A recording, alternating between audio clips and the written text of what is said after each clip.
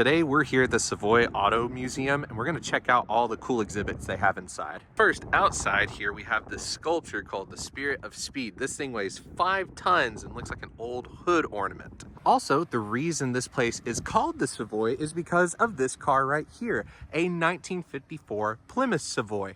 Now, as you can see here, this car was found on the property as they were clearing it out, and they hadn't picked out a name for the place yet, so they decided to call it the Savoy. But let's head inside and take a look at all the exhibits. Here we are inside of the museum, taking a look, and you are greeted up front by this 1903 Oldsmobile. It is a horseless carriage, as Adrian called it here. What do you think about this thing? It's very elegantly simple. I guess you'd say creative, because at this time, you didn't really have a frame of reference of what a car or what a mode of transport was supposed to look like.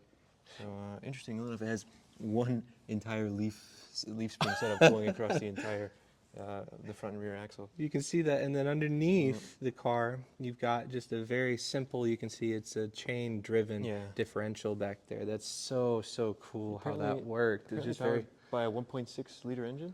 Yeah.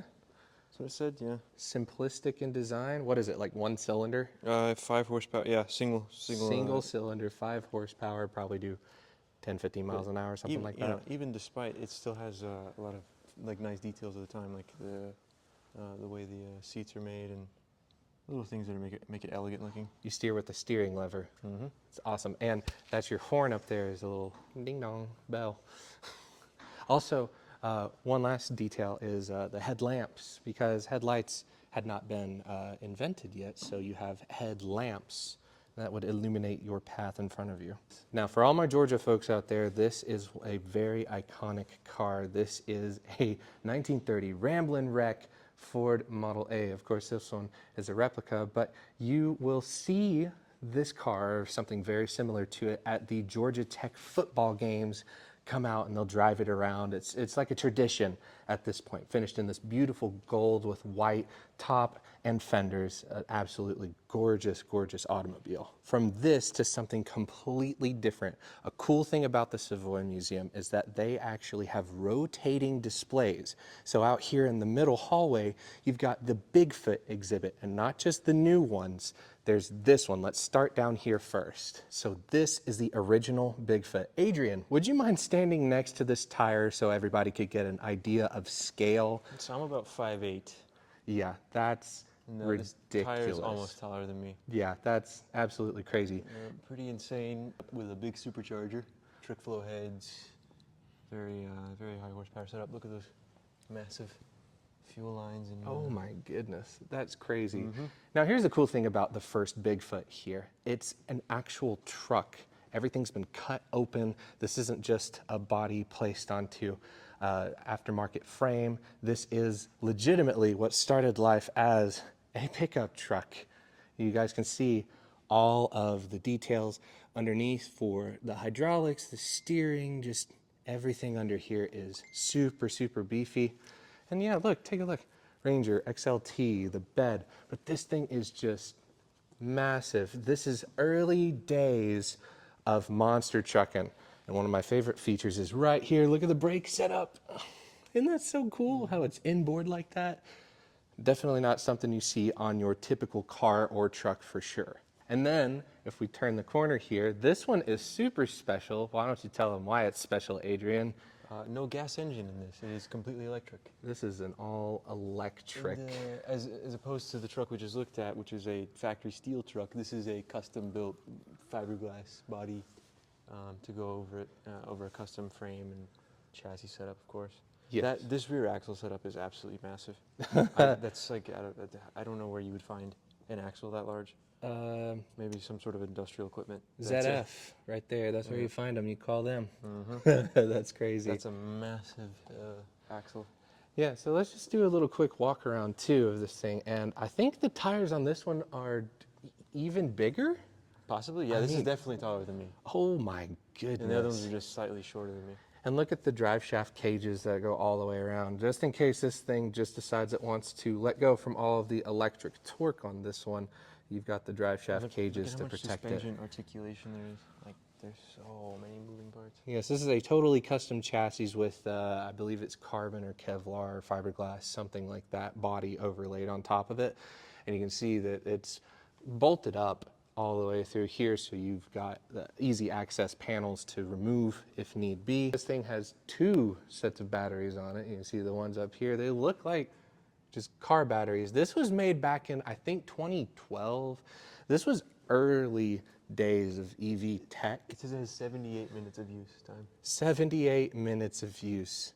That's crazy. Now here's a couple of really cool Bigfoots, and this one is actually a factory Ford example. This was a Bigfoot that you, in theory, could go buy from the dealership.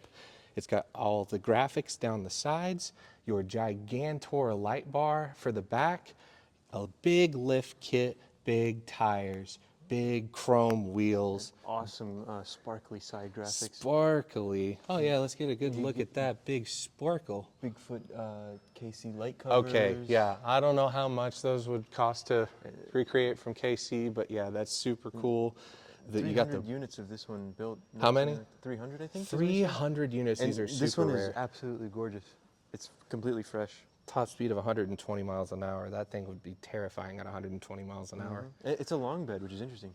It is a long bed. It's a 2-door long bed, super cool spec. Quite possibly the most valuable long bed truck. And then down here we have Bigfoot number 8, I believe. And this is when you start to see the fiberglass or so panels over top the custom chassis here. Look at that engine in there with all the polished pipes. Just, oh, so good. The shocks, all there. Just everything's exposed up here. It gives you a really, really good look at all the tech and engineering that went into these. Straight pipe exhaust. It just dumps out right there behind the driver's area. And I can't even lift my arm up hardly to see inside of that thing. That's crazy how tall these things are. Even this fake chrome bumper is fiberglass. You're kidding. Yeah, if you look in behind it, it's fiberglass. No way. Yeah, you can see it. Like these things, like these taillights are, you know, they're just Everything's real painted taillights. on. Yeah.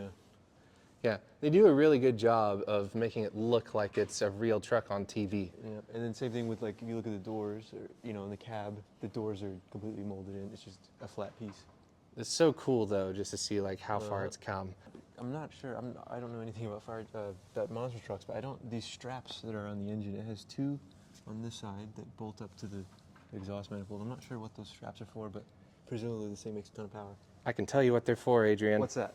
Okay, so these things have massive, massive superchargers on them. What do superchargers with a lot of boost like to do?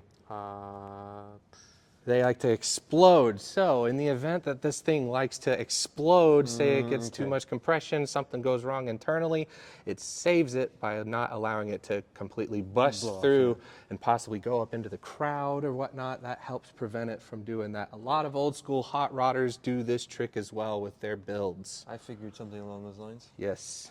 There's massive ZF axle. I think ZF would be about the only people that could make something this big and make it like that. That's crazy. Oh, look, the fake chrome bumpers. That's so funny. And speaking of rotating displays, we are now in Brian Fuller's exhibit. I will be uploading a special interview with Brian next week, so be sure you're subscribed for that, and you guys will be able to see all the cool stuff that we have here in the collection. But I figured while we're here, I'll show you just a couple of highlights. Yeah, it's going to be an amazing video. Brian Fuller built some amazing stuff, and this is a showcase of it. Of course, one of the cars, the Jet Hot car, this one's called Double Down, and that's because it is double axled here. It's all-wheel drive. You can see the case sticking out of the front here, and then you got another one out back, and that engine right there makes about 1,000 horsepower. This car is drivable in Forza Horizon 4 as well as a paid DLC if you guys want to go and give this thing a rip. Now, if you're familiar with old hot rods, especially 32 Fords, such as what this started as, you're used to seeing one of these, a quick change differential. You're used to seeing that pointed at the back, but this one has it in the front because, of course, it's all-wheel drive with massive axles and CVs and all that. So you can actually change the ratio of the gear on both sides, on both axles, quite quickly. That's crazy. That's an old-school hot rod thing. But the work that he put into this thing is it's on another level. Like everything is like the more you look at it, the more details you find. Like in here, how much, just on this interior alone, how much work went into this. Like every little panel has been filled in. Like these panels right here, all of these have to be handmade and hand shaped, and they all fit perfectly. Every fastener, every rivet is took thought towards to Yeah, put in, and things like how this rear bumper setup is. All of this right here you see is custom. There's not an inch of this that hasn't had like hundreds of hours put into it. It's an amazing build. It really is an amazing build. This is one that we spent quite a bit of time on here. So if you like to learn all about it, be sure to stay tuned. Now this one right here, this is Adrian's personal Yeah, I favorite think of this the is my collection. personal favorite. I certainly do love paint and bodywork, and this one is, of course, they're all top notch when it comes to paint and bodywork. But I think this one's my favorite. This one has had quite a lot of custom work done to it. I think my favorite part of it is this body line right here is originally chrome, and it also has separate headlight rings that go in here, and you can kind of see in this photo that it did have chrome in these rings. But I talked to Brian, and so these have been molded into the body, which is not super uncommon. But I asked him about this right here, and how that was done is they removed the original chrome, 3D printed, and there's a theme on all these cars. There's a lot of 3D printed parts. This entire ridge is 3D printed and then molded into the fender, which that in itself takes a lot of work. All of this right here has just been molded, and all of this is completely different to how it would have been from the factory, but done in an amazingly beautiful way. Yeah. And I think my favorite feature on this car is down low. This exhaust and diffuser setup is done extremely clean, and you really got to be paying attention to notice this. It's like the way that these exhaust tips fit perfectly with the lines. It's amazing. It's absolutely amazing. It really is wonderful. There's a lot of really cool features on all of these cars too. Just really quick, I don't normally feature bikes, but a couple bikes. This one being Texas T. This was one of Brian's first bikes, and then right behind it is the Black Flash, which again, going back to the 3D printed side of things here, Brian went on to tell us that things like this piece right here were 3D printed, like the whole screen right here. This entire clear piece is one continuous 3D printed piece. And you can see all the metal work that went into making all of the little rivets here match up. All of the mounts are so beautifully curved. It's amazing. It's amazing how this all fits together. And you know, looking at it, like he was saying to us earlier, you know, most people just walk past this and say, oh, it's a clean bike. But if you've really built cars and have worked on cars, and you start to look at these little details, and you see how, like, to make this presumably is 3D printed as well, to cut the metal so perfectly that it fits, or things like this fender, which is hand rolled, like these things just don't. He didn't just buy these off a shelf. Like these were made with just hands, you know. Exactly, and like this right here, 3D printed, this piece here, 3D printed titanium, just going all out with the modern technology to just further advance these builds is a super wild concept. Like things like this, these brake handles are custom Oh, made. yeah. He twisted those and then metal finished them and chromed them. Like everything is top notch. It's impeccable. Just super pleasing to look at for sure. All right, and then the last thing I'll feature here is, we called this thing the elephant in the room in the video. It's the Thunder Taker, and this started life off as a 1960 Cadillac Fleetwood hearse, or ambulance, so they were very similar back here, but they chopped everything back here. They've raised the fins. I mean, like, this is just the tip of the iceberg here, but you can see the windows. This is one of my favorite features. The windows are actually the factory windows for this thing, but they're just sunk down into the body line to make sure that it This goes opening down. was larger from the factory. Yeah. And they brought it down, and so the glass, instead of making, because getting a piece of glass like this curved to the exactly, so whatever custom shape you wanted is pretty close to impossible. So Yeah. they made the glass fit down into the body. It's ridiculous. Like, you got to keep in mind coffins and whatnot went back here, so it's... It was much taller in the rear, and these fins, from the factory, they come up to like about here, and these have been dramatically raised. And the way this bright work and this, because these were cars built in the 50s, these pieces did not fit well when they were new. And so the way that every little line, every little corner, every little everything, it just fits together so perfectly. It takes years and years of skill to make that work, and to make it look as good as it does. This thing takes forever to walk around because, as Brian mentioned, this thing is like 22 feet long. It's massive. Look at the back seat legroom here. You can see through the top of the convertible roof. That convertible top is something like 9 feet in length. Totally ridiculous. bench seats everywhere, and most of the parts in here are going to be Cadillac parts, sourced from different Cadillacs from different eras and ages, all put together on this one car. And despite being an old car, it still has 2 gaming consoles in it. It does have like an Xbox 360 and a PS3 or 4 in the back. That's kind of wild. But yeah, unfortunately, as of the time of this video being uploaded, this exhibit will have changed out, but you guys should definitely come by the Savoy Museum and see what they've got cooking for the next one. And most of these cars, if not all of them, will be, and maybe more, will be at Amelia in Florida. So that is it's a fun event that everybody should go down to. Oh, what I was talking about earlier, you can see that's typically how a rear end on a lot of custom, old hot rod Fords look like. But it's interesting seeing it pointing out the front. It's probably one of the only cars you see that's like that. On to the next section. This is Gallery D, which is going to be the Savoy's kind of staying in-house collection. All these cars that you see here are part of the Savoy collection, so they've got a good array of old school cars in here. Let's take a look at a few of them. Henry J. Ford is interesting. Oh, yes. Willys Bermuda is interesting. These are really rare and obscure, to be honest. Willys, you might know them from making Jeeps. And I believe, of course, I'm not well versed in the history, so someone can correct me. But I believe Jeep acquired them at some point, or Chrysler company acquired them at some point, and that's where we get Jeeps from. And this is a little 2-door commuter car that they made. Hard top, really beautiful. This is a thing of 40s and 50s cars, is having no pillars, and Yeah. even pillar. despite being a 2-door car, the rear windows still do roll down, which is interesting. That's just a beautiful example. Yeah, super unique. I really love the two-tone. This reminds me a lot of Stan Smith. He's got a colorway, tennis player. White and green was his colorway, and I think he'd love this interior. Beautiful color combo. The Henry J is it's a Ford, but it's called a Henry J Ford. If I'm not mistaken, this is a Kaiser of some sort? There was some Henry J Ford that was, you could buy it out of a catalog, basically. Like you just bought it mail order, basically, back in the 50s. I mean, Wow. You could order a lot of cars back in the mail and whatnot.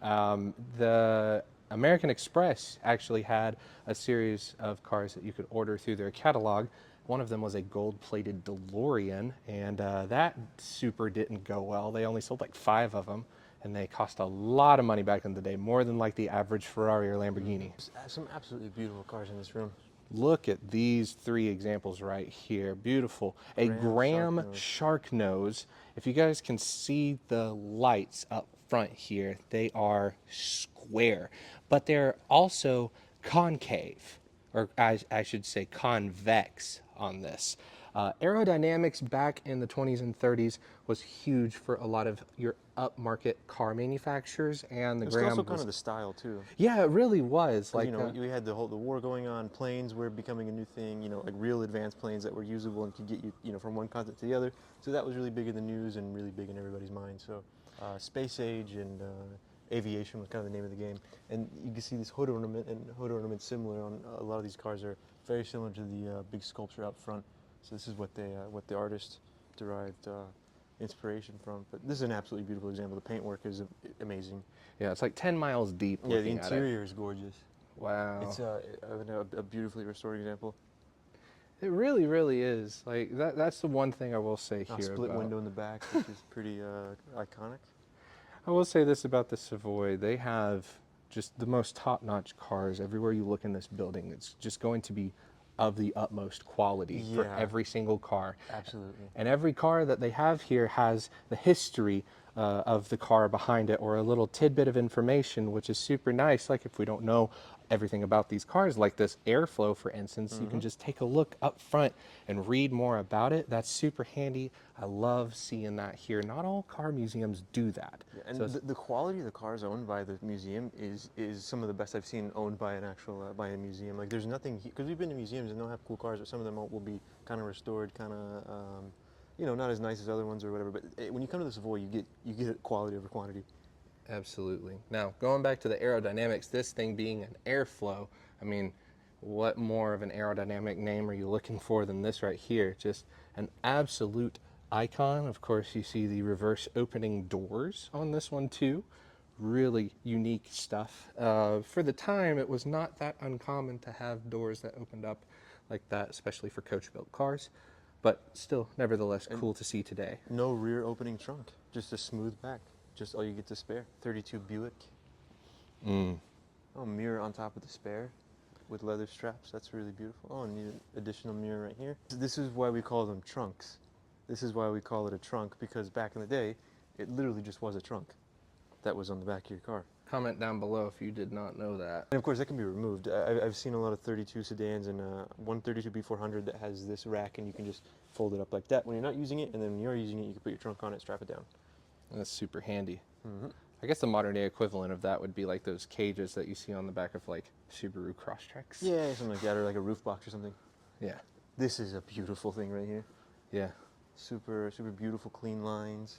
Oh my goodness. V12, apparently. Yes, this is a Lincoln Zephyr V12.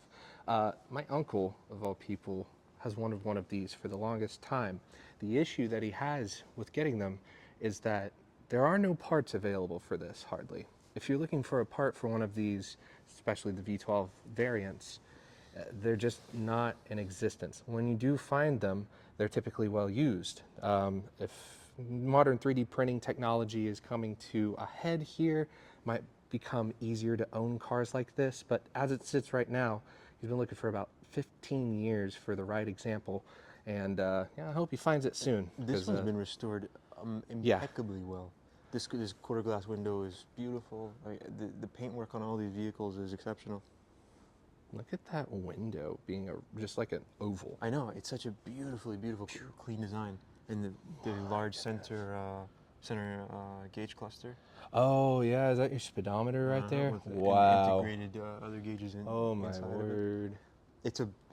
It's indescribably beautiful car. Yeah, you can see the body lines of this thing. I mean, like it's a body line. Looks like a body. It's just a long and beautiful car. And I would assume a massive trunk space. And I'm just gonna say it. This is one of my favorite cars here at the museum. Yeah. I could spend a very long amount of time just going over this car in its entirety. All right, what you see under there? Looks as good underneath as it does up top. Oh. The bottom of a car is also an important thing to look at. Yeah, especially if you're looking to purchase one of these for yourself. Pre-purchase inspections are a huge thing. Definitely look into them if you're looking for a classic car purchase. I would be remiss if I did not talk about the Oldsmobile Toronado, one of the more unique cars ever made. Especially made by GM. Yeah, it's a GM car. Just, I don't know, something about them, you know. Some people like them quite a bit. Some people do, and I don't mind them. It's not my thing, but I don't mind them. At my old job, we had a running joke that people that own Toronados didn't just have one, they had 5 or 6. Yeah. And it seems like that was the case because the people that absolutely love these things really do just love them. It's an interesting shape. It's certainly not it's not an ugly car. It's just definitely, I don't know, maybe it's an acquired taste for some people. It's Yeah. kind of like, I don't know, people who like Vegemite or something, or people who unironically eat black olives. You know? Oldsmobile Toronado for people that like Vegemite. Or no, sorry, it's terrible. Or people who just like unironically eat like a snack that no one eats, like, you know, I eat black olives for fun. Yeah. I don't know. Yeah, no, that's super fun. This Studebaker is Oh impeccably yes, gorgeous. the Golden Hawk. Several Studebakers back in this day all were pretty similar, but each one of them had just the most unique styling cues. Like look at these grill areas below the headlights. You didn't see that on a whole lot of cars. Also the bulges in the hood, very ahead of their time with like the cars power had, bulges. Yeah, it's a gorgeous car. And all the cars that Studebaker made had I don't know, they had a look to them. They had their own flair, had their own look, you know? A certain je ne sais quoi Yeah. about them for sure. The matching interior, gold with white, and of course the exterior gold with the white arrows on the side. Beautiful, beautiful car. For the era, it's a relatively small car. Yeah, no, it really was. This was considered a sports Yeah, because this car. is a 57. It's not a small car, obviously, but you park it next to like a 57 Bel Air. I mean, small for the time. Yeah. Plenty of power to get you down the road, and just a beautiful look. These things were, you know, my grandpa lusted after these things back in the day. The Studebakers. If you had a good car, you had a Studebaker. The dual antennas is getting me too. That's pretty good. It's a clean look. Man, every time I look at this thing, I find something else new. And it's just, there's so much about these cars that makes them what they are. My favorite design feature, I will say, is the slant to all of the glass here. So it looks like the car's in motion as it's sitting still. It makes it appear a lot faster than this thing actually was back in the day. However, it was no slouch. While we're over here at this section, I'd like to talk about 3 super cool things about the Savoy. Number 1, they collaborated here with my friends over at the Lane Motor Museum on their collection of Tatras here. You can see them all spread throughout here. Really cool to see the collaboration effort from those guys. The second cool thing is this right here. This is a theater that they have a full-size round table in front of the screen in there. So they host events, they put cars on the turntable. Say they also do movies, and they have different themes, like you can see here, 101 Dalmatians, and the Cruella de Vil's car, of course, and being that it's winter time, it's very appropriate. And then the third thing I'd like to talk about that's super cool over here, you guys can see all of the artwork. Not just cars, but also art. All of this just ties in so well together. You can see all of the artwork has its own tags too. It's just so above and beyond. You'll love to see it. Now, let's talk about the cars that are over here on loan from the Lane Motor Museum. If you're unfamiliar with what a Tatra is, well, they are some of the most unique cars on the planet. A lot of them are rear-engined. So you guys can see this one here has scoops up top to bring in air from the top here. Talking about airflow, of course. This thing has the airflow look to it. And they've all got this very rounded front end and whatnot to kind of counteract the air and move it around. So cool to see these here. It's interesting to see, like, kind of like the same design cues as what we're used to seeing on 40s, 50s cars, but done in a completely different fashion, you know? And Tatras were honestly on the cutting edge of what was going on at the time, you know? Talking about cutting edge, of course, these cars were all Czechoslovakian made. Look at the headlights on the front of this particular model. This is a T603 from 1958. The headlights should be here and here, and yet they're down here. They had a different way of approaching things. It worked. They actually sold quite a few of these cars, and among collectors, these are very, very appealing cars to own. Things like these side air intakes are actually real and functional, and they're integrated into the body, and you know they design them beautifully. Like most of these Tatras have rear air intakes for the obviously rear engine. And, they're beautiful, beautiful pieces of history. And of course, this one's a V8. You can see that right there. Super, super unique, these things. Like rear engine V8. When was the last time you heard about a car like that? Mid-engine V8s, sure. Mid-engine V10s, absolutely. And 12s, yes. But rear-engined, it's hard to come by. This is my favorite Tatra. All the Great Race stickers. This car gets driven the biggest air scoops on any of them, and an aerodynamic fin on the back. This looks like a Zeppelin of sorts. And you could still, the rear window still utilizes these vents. The louvers, you can still see a little bit through those louvers, the engine. Yeah, the visibility not the best through the back, but Not kind the of to be best, expected. but such a cool car, and the doors are reverse hinged. Look at the hinges right here in the middle on the outside of the car. That door swings in, and so does that one. Like, I don't remember the last time I saw that. Normally it's the opposite, and the doors swing out like I wonder this. what it's like to live with every day. I don't think it'd be terrible. I don't think it'd be terrible either, but it's definitely different. unique. And I think this one's my favorite. the red one, we're going to the red one. And it has flip-out indicators. Like you would see on an old school Beetle, the Beetle's indicators were up here, but this one, they have them right there, and that was your turn signal that would pop And out. if you look at the front of this car and kind of squint, you might look a little familiar. Just a little bit like a Beetle, nothing too bad. But what came first, the chicken or the beetle? Who knows? The Beetle, right? I mean, the last car over here is this newer Tatra. This is a 1978, believe it or not, and we were very shocked when we figured out this was a 1978. I had a 1978 car. I had a 78 Buick Riviera, and it looks like a car from 1978. This looks 5+ years ahead of its time. Really, really cool stuff. It's the proportions of this car are very interesting, and yeah, like Ben said, very very ahead of his time looking. Like if you ask most people, this just looks like any other car, any other European car, you'd say from like the late 80s or so, or mid to late 80s. But no, it's from the 70s. And in typical Tatra fashion, there's several things that are kind of unique about it. These door handles are uniquely designed. And even the proportions of it are interesting. It's a large, small car. Air vents back here. This course, rear view right here reminds me of the Ferrari Mondial from back in the day. Really just like the slats for the engine and the sides. Super unique. Very interesting car. All these cars are just way cool. Now, as we're leaving the exhibit, I want to show off this. This is a Rubik's Cube piece of art. Of course, that is a Woody wagon, old school. I love it because when you look at it from back here, it really does look like a regular piece of art, but then you move up forward, you see it's Rubik's Cubes. Super cool.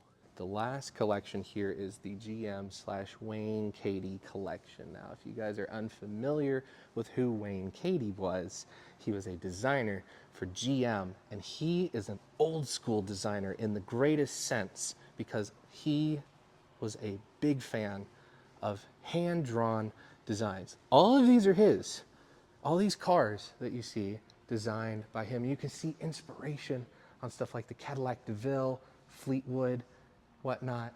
Just so cool to see all the design inspiration. This was, keep in mind, before computers. Yeah, this is all done by hand. It's just someone has an idea in their head and they try to replicate it on paper. And you know, it takes several times, several attempts, and they start kind of hammering out a design and painting it in different scenarios. There was another painting where there were two people like looking like they were going to dinner, just painting the car in different scenarios, kind of like the advertising photos, and trying to come up with some new concept. It's beautiful art to look at. It really is. And this is when car design was real on paper, you know. And then there's pictures of Wayne Cady doing clay models, because of course you didn't have your 3D rendering or any of that back then. You know, if you wanted a model, you had to make it with your hands. Of course, this is still common in car design today to have clay models of your car, but back then it was really the best way of getting a good look at the car before it was finished. And even now, it's still, you know, massively computer aided. And of course, some of the models that he actually did design and that did come to production. All of these are Eldorados. This is a 66 Eldorado, and then a huge jump to the 67 with a completely different design. And then the 72 Eldorado, which was like the definition of excess pre-gas crisis. If we look down here on the fender, 8.2 liters. 8.2 liter V8 on this bad boy. Yeah, absolutely massive engine. Absolutely massive engine. Of course, Eldorados being like the cream of the crop. These things are big and long. Overall length on this one, 221 inches long. Same thing with the 67. It was kind of like the calling card, them being that long. And of course, they're only 2 doors. These Eldos are 2 doors.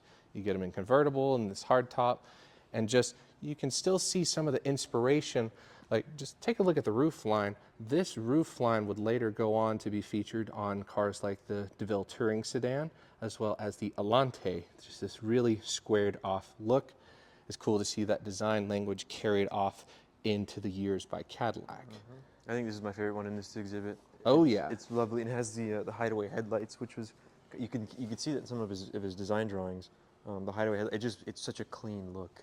So of course the headlights are, these panels will flip up kind of like flip up lights, but the actual headlights are under those panels. And when they're closed and you're not using the headlights, it's a very, very clean look. Very slick. So the last 2 cars we're going to talk about here, we'll start over here with the Seville. This is a car that my dad absolutely did not like back in the day. He's still wondering like why people even like this car. I, however, I've come to really enjoy these cars. Just look at the interior. One look at that interior and you'll see exactly why I like them. They're just plush, excess, beautiful. You've never ridden in a comfortable car until you've ridden in one of these old GM car seats. There's nothing like them. I'll say that for a fact, having that 78 Buick. It's just, there's nothing like riding in an old GM car. It's like going down the road on your grandma's couch, essentially. But one of the big design features of this one being it doesn't really have a traditional styled trunk. It's got the step in it. And this was like early CAD back in the day, early computer design, having a big influence on cars being very polygonal back in the day. Also, the two-tone paint, which is something you only find on Rolls Royces these days, but you could get it on this one with a red pinstripe. And of course, the big old white walls. But we've saved possibly the best for last, haven't we? Mm-hmm. This is a Buick Roadmaster Estate Woody limited edition. Mm-hmm. This is it. But not only that, this is the last one ever made. It has approximately like 190 original miles on it. It's for all intents and purposes off the factory floor. If you've ever wanted to see one of these in mint condition without the rips and tears in the seats, this is it. And then glass top. These are features that you just don't get today. Exactly, the glass top. You really see that on 90s cars, not so newer cars here. You got it on your Tesla, but not on your your family hauler like this, you know. And it's so rare to find these with the original. Obviously, this isn't real wood, but with the wood wrapping, like the vinyl wrap or whatever they use, they usually is all peeling off quite quickly after they're new. But this one's obviously been preserved. And of course, in the very back, you've got the jump seat, so the kids can go and make faces at oncoming traffic from the back as you go down the freeway going to Disney World. It's a proper three-row vehicle. This is, if you didn't want a minivan, this is what you bought. And I absolutely want one because you can get these with early LT1. LT1s. This one probably does have an LT1. Yeah, LT1s. You can cam these things out. They chop real good. Yeah, it's got the LT1.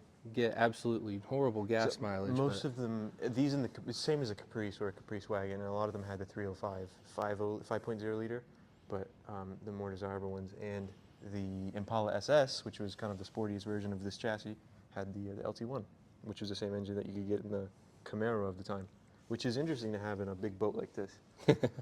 But as Ben said, yeah, you can make large power out of them quite quickly and cheaply. Well, there you have it, folks. Mm-hmm. That is the tour of the Savoy. Adrian? Thanks for watching, guys. Bunch of fun. You guys, be sure to check these guys out. The Savoy Museum is open 6 days a week, closed on Mondays. They have this absolutely gorgeous collection of cars that you've been taking a look at. And keep in mind, this is a brand new, within the past couple years, museum. These guys are really doing an excellent job at preserving automotive history all throughout the ages. Well, take care. If you enjoyed what you watched, be sure to subscribe. Let me know down in the comments what your favorite car was, and we'll see you in the next one. Later.